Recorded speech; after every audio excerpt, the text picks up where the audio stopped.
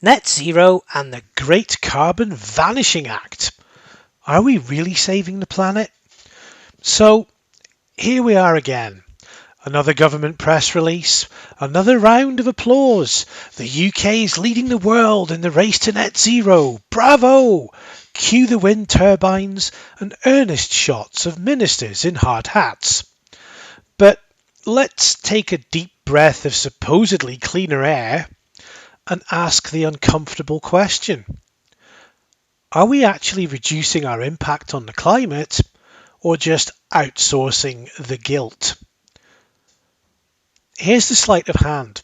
When politicians talk about cutting carbon emissions, they're usually referring to what's produced within the UK's borders, so-called territorial emissions.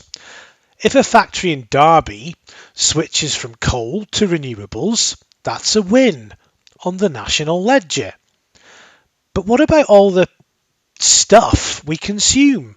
Our smartphones, electric cars, wind turbines, even oat milk come with a hefty carbon footprint, just not on our patch of land.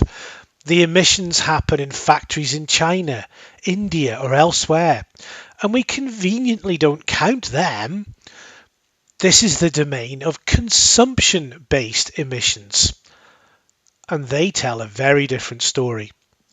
Spoiler, the UK's carbon diet isn't as healthy as it looks. So let's be blunt. Since the 1990s, the UK has seen impressive drops in emissions on paper. But that's largely because we've stopped making things ourselves. Heavy industry, gone. Steel, outsourced. Manufacturing, bye-bye. We now import the goods and export the guilt.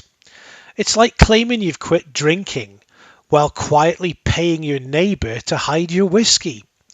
Meanwhile, the countries making our solar panels and electric car batteries are belching out emissions using coal-powered grids. But that doesn't show up on our net zero scoreboard. So it's all good, right?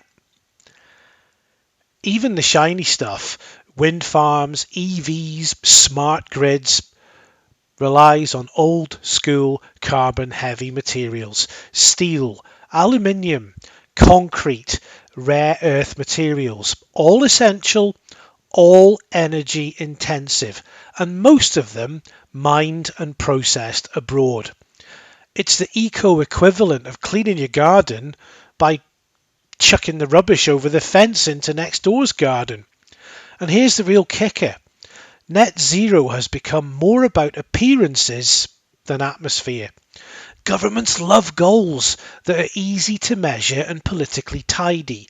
Real solutions, like overhauling global supply chains or taxing carbon at the border, are complicated, slow, and don't neatly fit on a slogan.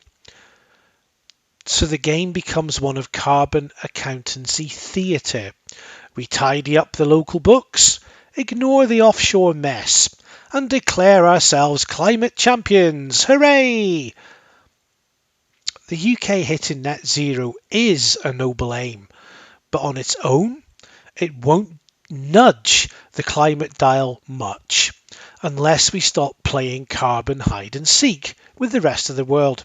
It's time for honesty, ambition, and maybe a little less back patting until the full picture is on the table.